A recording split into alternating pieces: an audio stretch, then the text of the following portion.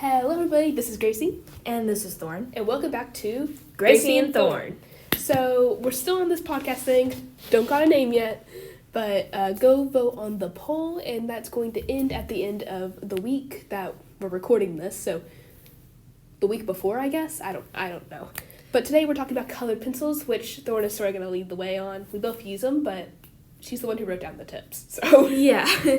I usually use it to put in a lot more details on my marker illustrations, but I used to do it a lot, so I know some things, okay, guys? And pencils.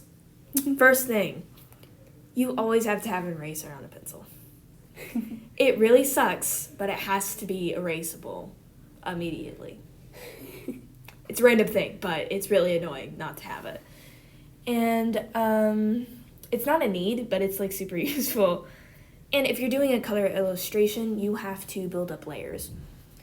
I don't remember exactly what the thingy-majiggy is called, but basically you go over light the first time. It's basically like a sketch, and each layer you go harder and harder and harder. Basically, you're punching the paper with lead. Mm-hmm. And it gets even more wow in your face each layer you do. I would recommend doing probably 6 layers of going from I'm barely touching the paper to I'm practically putting a chainsaw on it. Yeah. Yeah. Yeah.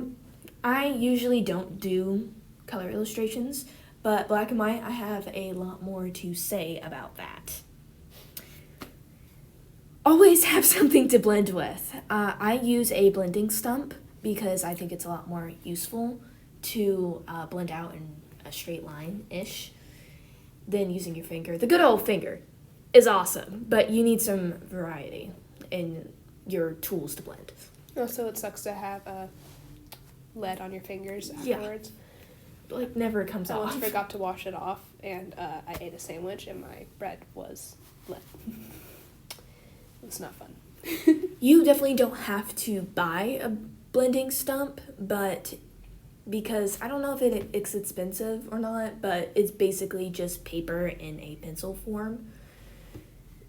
Basically, that's what all pencils is, but it's just rolled up paper with a tip to help sharpening blending, basically. So you can just use regular paper. You can do the finger too, but having lead-filled fingers is not exactly practical.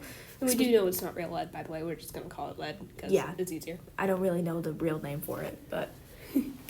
And also, a lot of people will try and sell you on fancy pencils. Don't buy it, okay? You can just use regular number 2 pencils. Those pencils that have NO.2 on it. You don't need fancy stuff. I don't have fancy pencils, especially for blending, but don't waste your money on that. Unless you can and you really want to. It's not a bad thing to have fancy tools, but if you're going on a budget, you can make just as good art as somebody who has more expensive tools. It doesn't matter. It's just a pencil, guys. And I always like to go back on top of my line art because when I blend, it usually gets washed out because it's when you're using black and white and you don't really know a lot about the hues and how to make it different because I usually just go in with a singular pencil and a blending stump and my fingies. So I'm definitely not the fanciest person. If you want to know how to do it with fancier tools, you might want to go to a different channel. But yeah, go over your line art a couple times, make it stand out because it will get washed out if you don't remember to do that. But basically, black and white pencil work, I'm not going to say it's easy, but it's not a severely complicated form if you're not trying to make a masterpiece. Yeah. So that's all for pencils.